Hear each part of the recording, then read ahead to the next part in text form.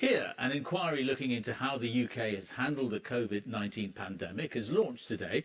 Baroness Hallett, the former High Court judge who is leading the inquiry, says it's time for facts, not opinions, and promised to be resolute in her quest for the truth. So far, nearly 178,000 people in the UK have died with coronavirus. The hearings will begin in September, and the first witnesses will be called next spring. Our health editor, Hugh Pym, has been speaking to some of those who lost loved ones.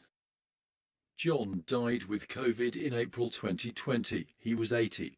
His daughter Sue says she hasn't been able to grieve. There are still too many unanswered questions. Charles says his life has been ruined by COVID. He lost his mother, then 6 weeks later his wife Katie. She was a care home manager and only 51 years old. Lawrence was 79 when he died with the virus. His daughter Lauren says an earlier lockdown could have saved him. The pandemic is still with us, and there are many who are still suffering. They listened to the chair of the COVID inquiry, Baroness Hallett, setting out her plans today, promising to be fair and robust. She said she recognised the devastating nature of bereavement. For my part, I will do my very best to undertake the inquiry in a way that acknowledges this suffering and seeks to reduce the scope for others to suffer in the same way in the future. Did you feel reassured by what she said?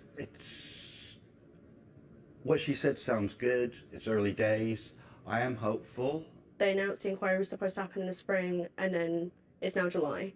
So we kind of just we're reliving the experiences all over again, and we just want it done as quickly as possible, have the answers laid out in front of us, and finally move on with our lives, because it just feels like a 2-year hell where we haven't really got any answers for what's happened to our families and our loved ones.